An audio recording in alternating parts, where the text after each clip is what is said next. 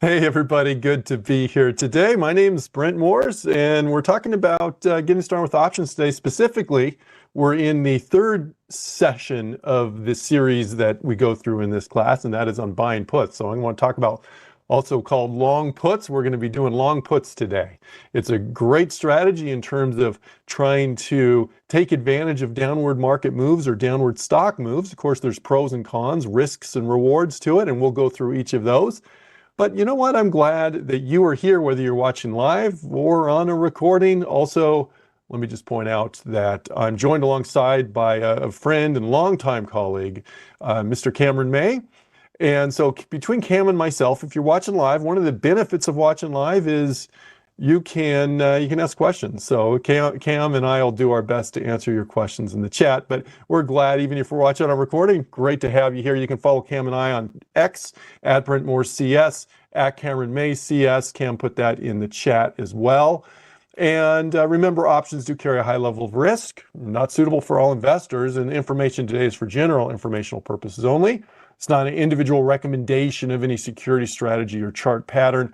Paper money application, which we will be using, is for educational purposes only. And for the sake of simplicity, I'm not going to always factor in commissions on all these trades, but just realize those are important considerations for you. Schwab does not recommend the use of technical analysis as the sole means of investment research. All investing involves risk, including risk of loss. Okay, so here's the agenda today, everybody. And I want you to think about it this way. There's maybe categorize you into three groups of people here. If you may be brand new, and if you're brand new to options, what I want to give you is the basics. What are long puts? What are the basics of them? How do you use them?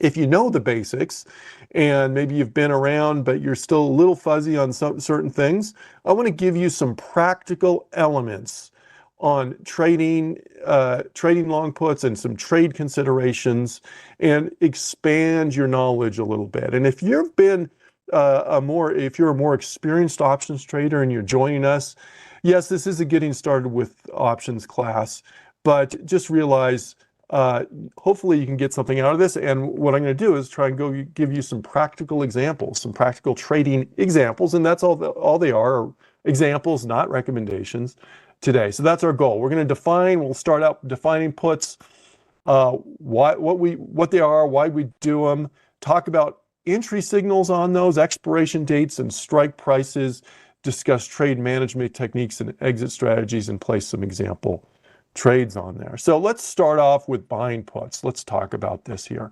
What does it mean to buy a put? Well, let's just say this. I'm going to read this here real quickly.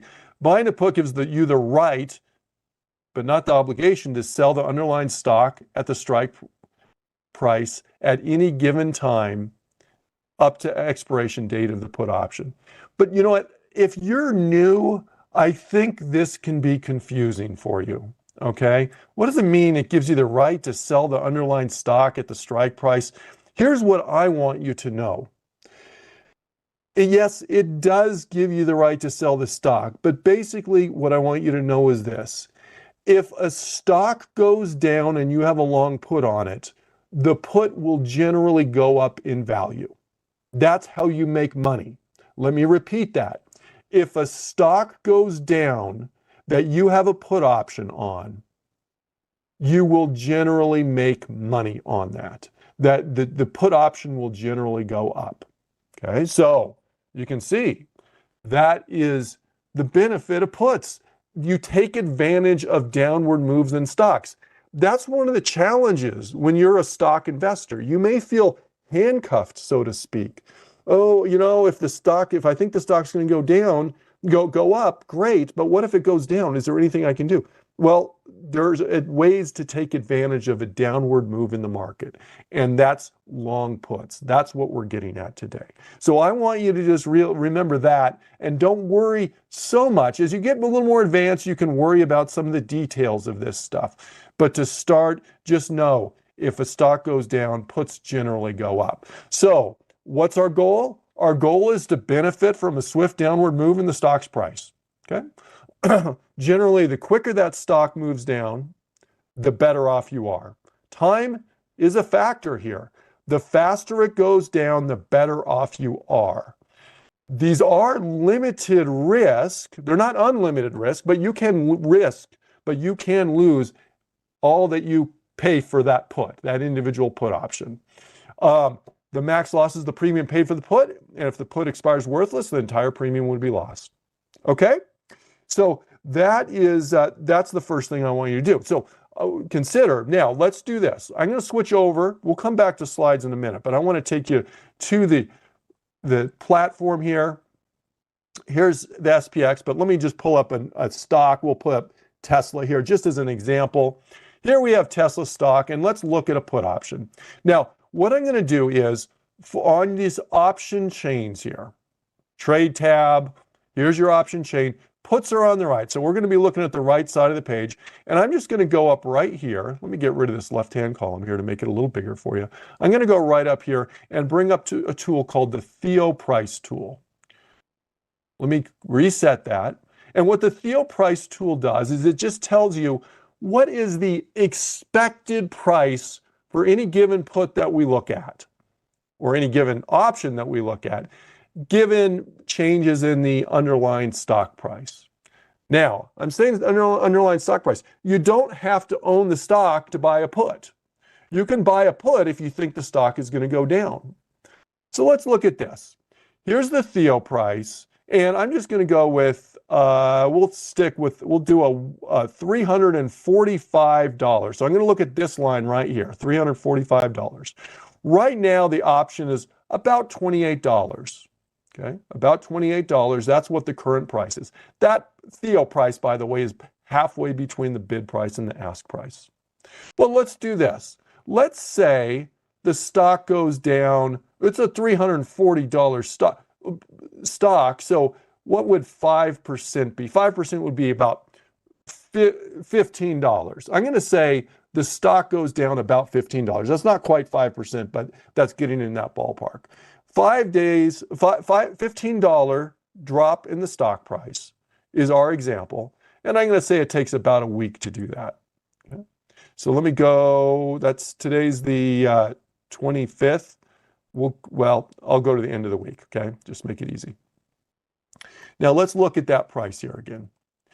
We said we were starting out with about a $28 put price. Started with $28. What has the put gone to now?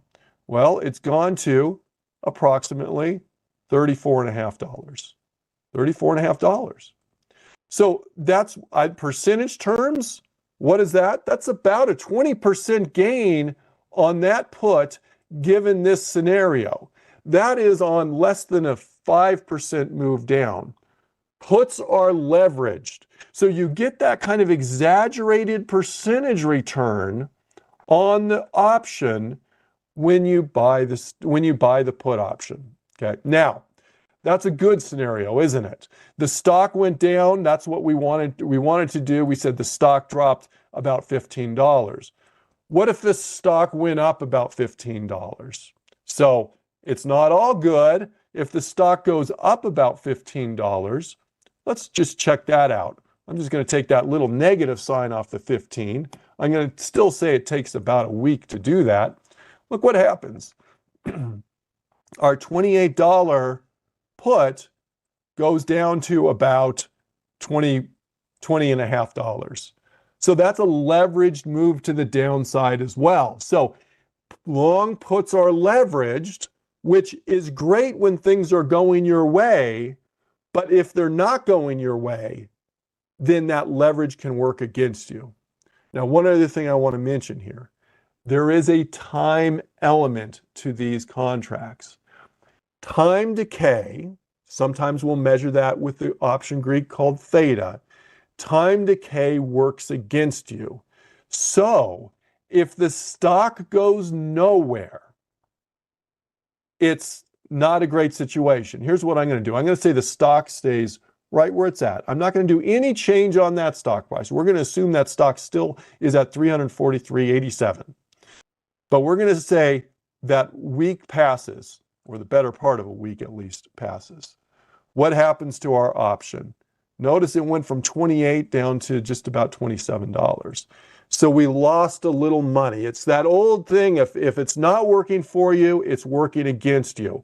In the case of a long put, we want the stock to go down here on that.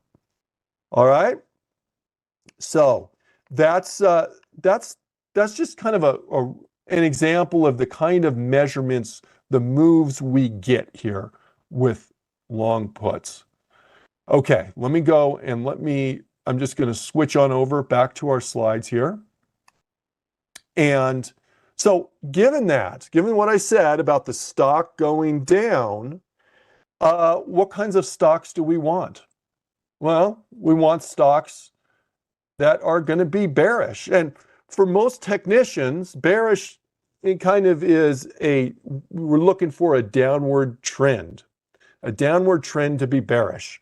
And in this case, that's, it doesn't mean the trend is going to continue down, but that's the first thing we're going to do. So we're going to look for bearish stocks, trending down, okay? Generally, what we like to see with options is we like to see more liquid stocks, more traded stocks, and more traded options, higher trading volumes. And generally for that, I'm going to look at open interest. To be honest, I'm not going to look at volume that much, but what I am going to look at is the bid-ask spread, okay? The difference between the bid price and the ask price. And actually, you can see that in the next bullet point there. So we want liquid, we're going to call that liquid options. And so downtrending stocks, maybe breaking below support, maybe bouncing off a resistance, maybe using a flag pattern. I'm not going to get into a lot of patterns today. I'm going to focus mostly on those downtrending stocks for our examples here. Now, here's an example. Here's where are we getting in? The general stock is going down. We're looking for breakouts maybe. There's a breakout. We're looking for a bear flag entry. That's be an example there. Let's look at the Thinkorswim platform to check that out. So here's what I'm going to do. I'm just going to bring up a list of S&P 100 stocks. Why S&P 100 stocks? Remember the whole liquidity issue. Generally, we want stocks that are higher trade, more traded, more liquid, higher volumes. And you're going to find that typically on S&P 100 stocks. So if you just find the average small cap stock out there that happens to have options on it, your liquidity is probably not going to be good enough. You're probably going to have pricing issues. If you don't have a lot of trading volume, then there's going to be a big difference between the bid price and the ask price. When you buy and you want to get a sell out quickly, you're probably not going to be able to sell out at a good price. Okay? So we're going to look for more liquid stocks. Now, American Express. I'm just starting with this as an example. Would this be a good candidate for a long put? Well, if you're bearish, maybe. However, look at the trend on this. The trend's been going up. So for most technicians, and we're taking kind of a technical analysis approach here today, for most technicians, an upward trend would say, no. I mean, that's the whole market as a whole has been trending up pretty well, so that may not be. Let's look at Starbucks. Kind of same deal, trending up. T-Mobile, same deal. Most of the stocks in the market right now probably aren't ideal for most technicians, given that the market's trending up. But let's look at some others. Let's look at Lockheed Martin. Here's Lockheed Martin. What's it doing? Well, it's trending down. Maybe that's a potential put candidate, trending down. That's the kind of trend that most technicians like to see. Here's Eli Lilly. What's Eli Lilly doing? It's trending down. Now, we may decide to wait before we get in on a stock like this because, look, we're up 5.5% today. So this may not be, and maybe a bullish breakout, if anything, on that. So maybe we'll hold off on that. Let's look at one here on this for a bearish trade. But let's look at some real life examples. I'm going to pull up Pepsi. Okay, here's Pepsi. General trend, what say you? General trend has been going down. I'm going to zoom in just a little bit here. Here's my candlestick. That's actually what we call a bearish engulfing candle. Now, I don't want to get too much into the details of price patterns right now, but when you have a bearish trend and the stock kind of retraces and goes up for a little bit, what we look for often is a reversal, an idea that it's maybe going to drop down at this point. This is where we're looking here for that potential bounce. This candle, where you have a big red candle after that kind of envelops and is bigger than the body of the previous candle, is what we call a bearish engulfing candle. So I'm going to look at this as for a potential long put trade. So let's do it. Let's check out that. So I'm going to go to trade. I have my symbol up here. Now, how many days are we going to buy on this? Well, it depends on the kind of trade. If I'm trying to take advantage of an overall trend, in other words, do a trend trade and not just kind of a short-term swing trade, I want to buy at least as much time as I think that trend is likely to last, as far as my forecast will work, and perhaps even a little bit longer there. So I'm going to go about 50 days out here on this. I'm going to go to my January contracts. I'm going to open them up. Hold on, let me close that down. I'll get a few more strikes here. Get 10 strikes. Remember, puts are on the right side of the page. Puts are on the right side of the page. I'm going to look at the ask price. I'm going to look at the bid price there.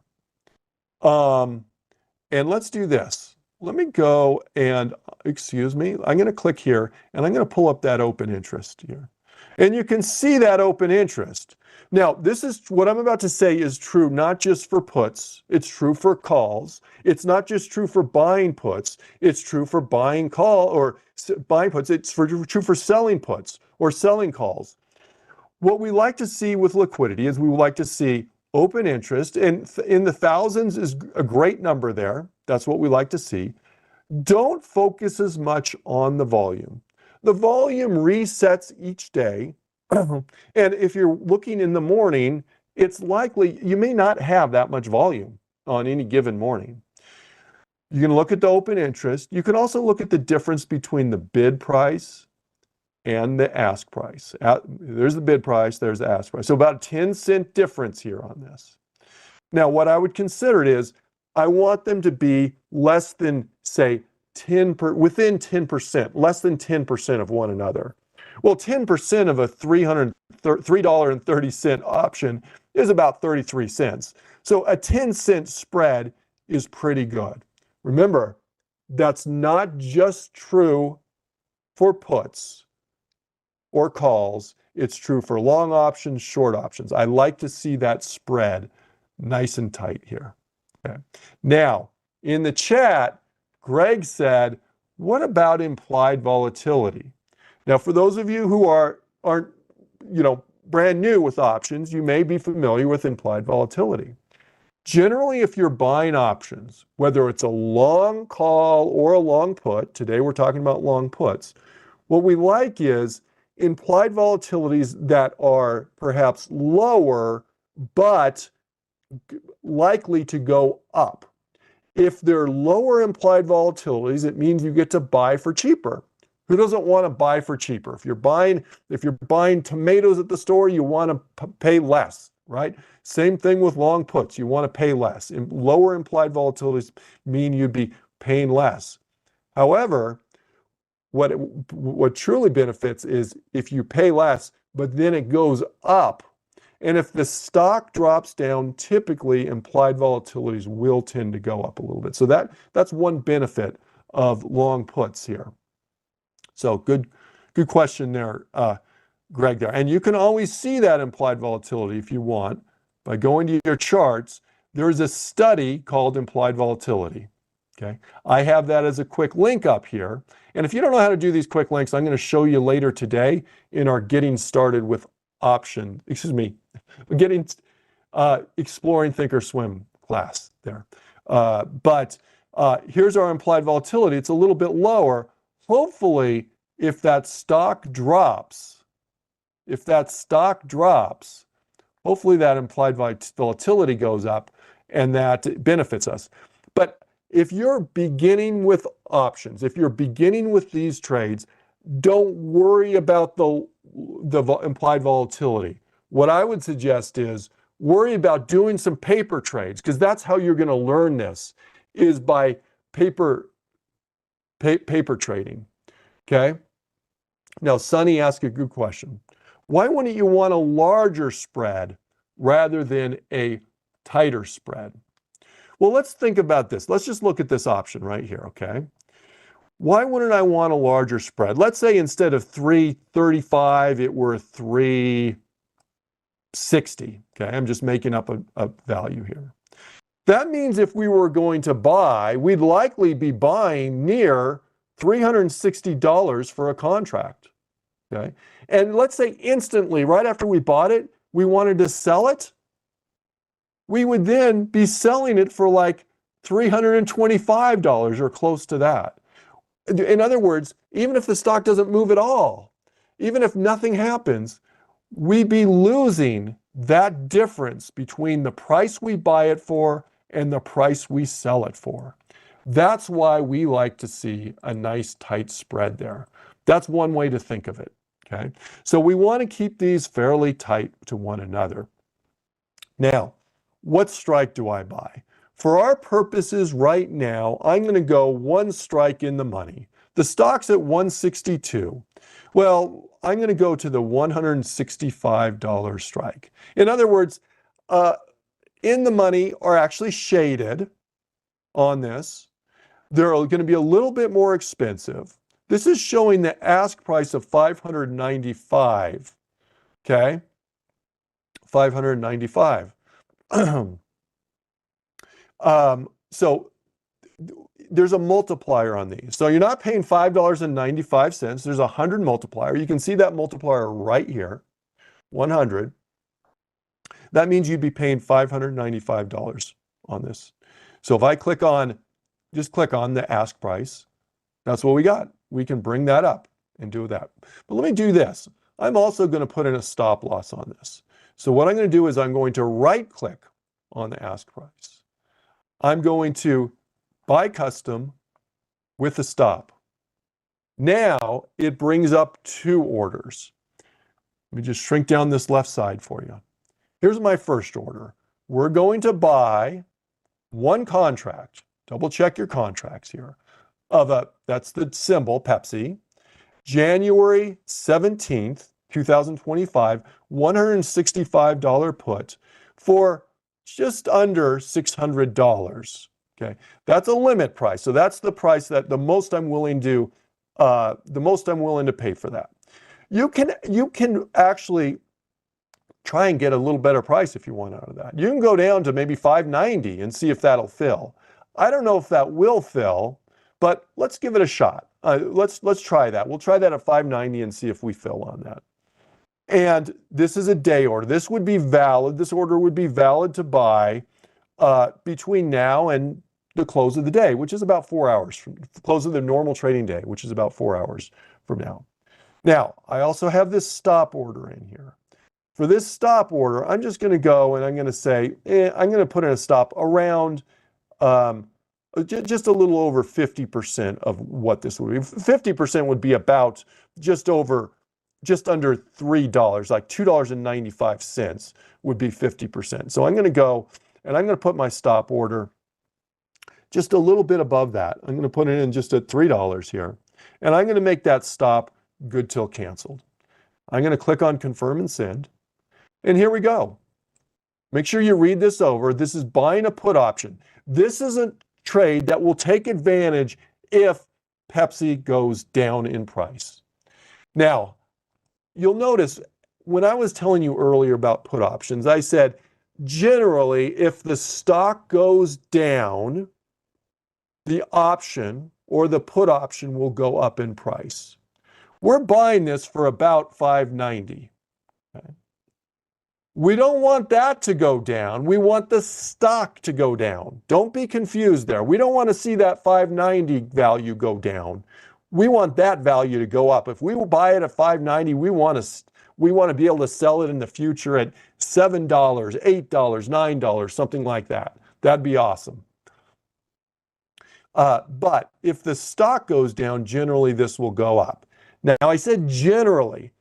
It's not an absolute thing. There are three major things that are going to, the three biggest items that are going to affect the stock price, the option price. Number one, as I mentioned, the stock price does. Okay, P, price. The stock price affects that option price. In this case, we want it to go down. Time decay. Remember earlier, I mentioned T for time.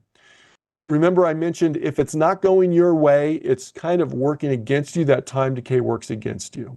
So if the stock, even if the stock goes, say, down a little bit, but if we wait 2, 3, 4, 5 weeks, that time decay is going to be eating away and can certainly hurt it. And the other one is that implied volatility, V for volatility. That can certainly hurt that trade as well there. All right. So what I'm going to do is I'm going to send that order. Simply click on send. And it's thinking. It hasn't filled yet. Well, let's look at, let me go back to my activity and positions. And let's look at our working orders here. Okay. So here is the order we just put in. The 590 limit. Well, the price actually ticked up a little bit on this from when I entered this trade. The current mark price is about $6. So we're probably not going to get filled here at this. Well, to push the fill, what I'm going to do is I'm just going to right click on this line. I'm going to cancel and replace that order. And I'm going to just eke this up a little bit. We'll push this up to, I'm going to push this up to 605. And that's kind of a consequence of getting a little greedy. When I tried to limit that price when I first got in, if I just went in with $6 initially, I probably would have got filled. Now I'm having to settle for like 605 perhaps. Let me send this order again. Okay, and that one did fill. So now we have Pepsi in our portfolio. It's right there. That's a long put on Pepsi. Root for Pepsi to go down for this paper money trade, for this example trade. And we'll keep an eye on this. Right now, the mark on this is just a smidge below $6. If this value goes up, we'll see that reflected in the PL open. All right. Now, I'm going to address, I'll hit some chat questions here, and then let's go through another example. All right. Sonny said, is this the same as a bull put spread? This is not the same as a bull put spread. This is just a long put. This is a single put option. We'd call it a long put, or you can just say, I'm buying a put option. Okay. I'm going to say I'm buying a put option. A bull put spread is a type of vertical spread where we're buying a put option and selling a put option at the same time. We actually have a class on vertical spreads, and I think we do. Yeah, short verticals. Bull put spread is a type of short vertical. That's at 2 o'clock Eastern time on Thursdays.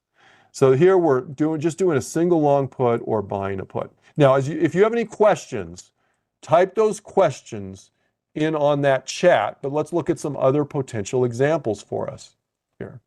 Remember, what am I looking for on this? Here, actually, before we do that, look at another example. Let's talk about trade management. Here's Pepsi. We want this stock to go down. Here it is right now. And what we did is we put a stop loss about 50%. Now, you may have, you may say 50% stop loss. That's a very large stop loss. On a stock, if I were buying Pepsi stock, probably most traders wouldn't put a stop all the way down at $80 at 50% of that. Remember what I said earlier, though, about the volatility of options. Options move very quickly. It's much quicker to get to that 50% stop loss. There.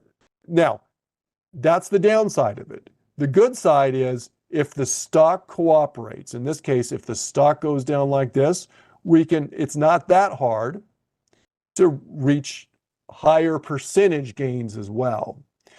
So if the stock goes against us, if we consider this, we may say, well, look, if this stock kind of breaks above this, my thesis is this stock is going to go, my hypothesis is this stock is going to go down. But if it breaks above my resistance level and I haven't hit my stop, I may get out of this. If the stock kind of goes sideways, I may be patient for a few days here, but really, I'm expecting this trend to continue down like that. If it doesn't continue down, after a few days, I may say, look, I may just get out of that trade. If it does go down, well, I may look for it to go down. Perhaps we may set a target here. But the thing is, this is generally like a trend trade. We're planning on this stock to keep on going down. That's why we bought out all the way to January. Okay, that's why we bought all the way out to January. So as long as this is generally trending down, I'm going to stick with this trade right now. And then when we get close to expiration, say 20 days till expiration, maybe, look to exit the trade. You may consider rolling into a new contract, but remember, rolling just means you're getting out of this one, doing another one. You may do it in one order ticket, but that doesn't save you on commissions. But as long as this is trending down, I'm going to stick with this. So if we have when are we going to exit this? I'm going to say we're going to exit if we have a technical breakdown, okay? It goes against us, okay? That's one reason. We put in a stop loss. We're not going to lower the stop loss. We may raise the stop loss. That would be another reason, okay? If the trend ends, okay, this is a trend trade. This is a trend trade of the stock going down. If they're no longer trends, we're going to look to get out. So this is management here. And then the final thing is, I'm going to say approximately, not exactly, approximately 20 days till expiration. We'll look to get out. And if the trend is still going, we may look to do another trade on that. So there's your trade management on a long put. Okay, any questions on that? And I appreciate your question, Chrissy. Looks like Cam was able to help you out on that. So that's wonderful. Thank you. Let's look at other examples here. Okay. So let's look at Dow Chemical. Here's Dow Chemical. Don't confuse this with the Dow Jones Industrial Average. Dow Jones Industrial Average is an index that contains 30 stocks in it. This is actually an individual company, Dow. And remember, what are we looking for on this? Is we are looking for a downward trend. Do we have a downward trend? Yeah, I'd probably call that a downward trend. There. Likely a bounce or a flag. You can consider this a bear flag. There's the flagpole. There's a flag. There's a breakout on that. Okay. So we're going to take a bearish stance on this. It is a long put, which is bearish, absolutely. So I'm going to call that an entry. So remember, we got to double check liquidity. Here's our implied volatility. Our implied volatility is kind of on the average to lower end of things, maybe more on the lower end of things here. And so that makes the option a little cheaper. Ideally, it goes up there. But let's look at the options here. So here's Dow. Now, let's do a different type example on this one. On this one, we said, let me just zoom in here a little bit so you can see that a little better. On the Pepsi trade, we said it was just going to be a trend trade. Here, let's do more of a swing trade. So what I'm going to do is this. I'm going to say this is a bear flag, okay? Stock goes down like that, comes up, and now what we're expecting is it to kind of repeat what it did here. what it did there, that flag, but we're going to expect it to do the same thing here. So I'm going to do a swing trade. So this is not a long trade. This is one where I'm only planning on being in a couple weeks. So if I'm planning on being this for a couple weeks, I'm probably not going to go out and go all the way out to January. If I plan on being a trade for, say, 2 weeks, maybe I'll buy, I want to give myself a little wiggle room there. Maybe I'll buy 4 weeks worth of time. Okay? 4 weeks worth of time. In other words, find how long you think the trade is going to last and add a little time to it. Add a couple weeks to that. Okay, that gives us, in case it takes a little bit longer there. So let's look out about a month on that. So what I'm going to do here is this. We'll go out roughly a month. Here's weekly options, December 27th. Okay. And let's see what we got here.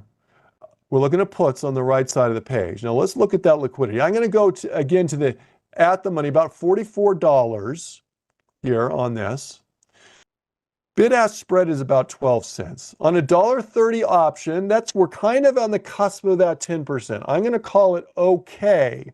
Now, one thing you should know is if you go to the monthly options, in other words, they don't say weekly next to them, sometimes you get better spreads on this. This is only 24 days out. I'm going to go with that. I'm going to go out here, and in fact, we have a 44.50 contract if we wanted, or a 44. Doesn't matter. There's only a 6-cent difference on the bid price and ask price on that. That's not that bad. About a 5-cent difference on the 44 contract. That's not that bad. I'm going to right-click on this. I'm going to buy custom with an OCO bracket. Okay. All right. Let's look at this. Now, let me just, Dad in the chat said, is there any way to model how much the option is going to, this is a good question. Cam actually answered that question. I appreciate it, but I think it's probably good for everybody to know. If you want to model how that implied volatility can affect your option, you're going to do what I did earlier. Go up to that Theoprice tool. And on that tool, you can adjust the volatility right there in addition to the stock price.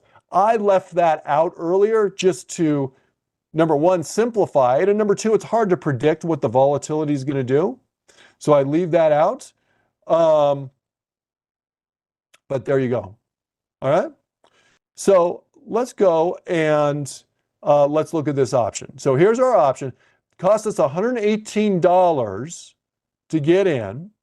I'm going to use I did a first triggers OCO bracket order. In other words, that's going to give me a target price. What's an OCO is the question. That's a good question. A first triggers, it means you're going to have a buy order. Okay. And that buy order is going to trigger a first trigger OCO, 2 sell orders. 1 sell order is going to be your target price. That's the good scenario if the option goes up to where you want it to be.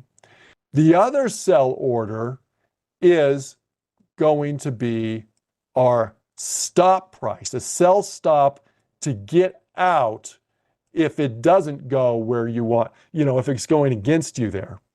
And why OCO? Why do we call it an OCO? What happens is, let's say the stock goes up, or excuse me, the option goes up and it hits our target price.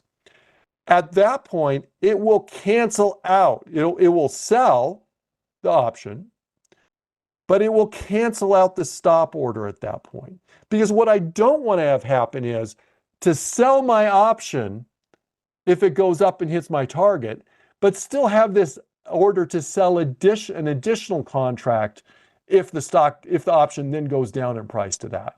So it cancels the other one. Same thing if the option goes against us right off, and let's say we hit our stop price and we sell out on that stop price. Well, I don't want that other sell order to linger around and sell us and give us a short position there. So that's what that OCO stands for on that. So that's a great question here on this. Okay. Now, so here we go. What I'm going to do is this. I'm going to say we're buying for, I'm going to kind of round. I'm going to say we're buying for about $1.20. What I'm going to do is I'm going to put a target order to sell at $2.40. I'm going to double that. $2.40. There's my target. I'm going to make that good till canceled. My stop order, I'm going to say is, I'm going to sell out at about half that price. Instead of $1.20, I'm going to say about 60 cents. There's my stop. That's good. That's my stop good till canceled. These orders right here are based on the option price.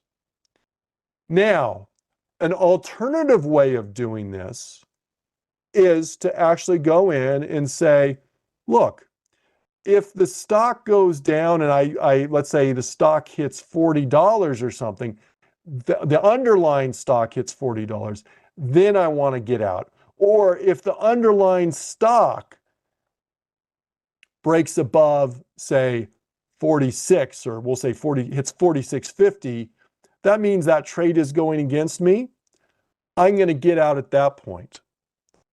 We could do that if we wanted to. But just realize we don't really know exactly what that option price is going to be when the stock goes up there. We can use the theoretical price tool to try and figure it out. And we don't know what that underlying option price is going to be if the stock hits 42. So the advantage of basing it based on the stock price, not the option price, is it matches up with your screen technically. Okay.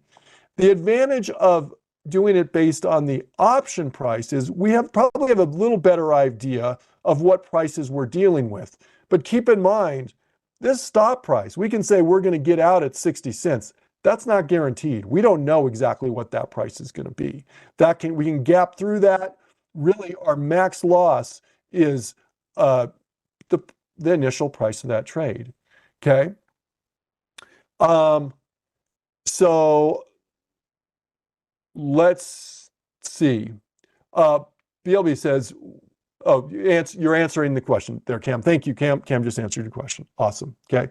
Now, just for everybody, remember, I want this option to go up in price. I want the stock to go down in price. I know I'm belaboring this point maybe, but this is a point of confusion. I want this option to go up in price. If we hit 240 on this, basically we've doubled our investment there. In this case, in not that much time. If it goes down, we're going to try and cut our losses here. One other feature of this trade is this. If we're buying for $1.20, and if truly we sell out at 240, then we stand to gain about $1.20 on this, or $120. If we were to sell out at the stop, which again isn't guaranteed, we'd be losing about $60. I'm not factoring in commissions here. About 60 cents.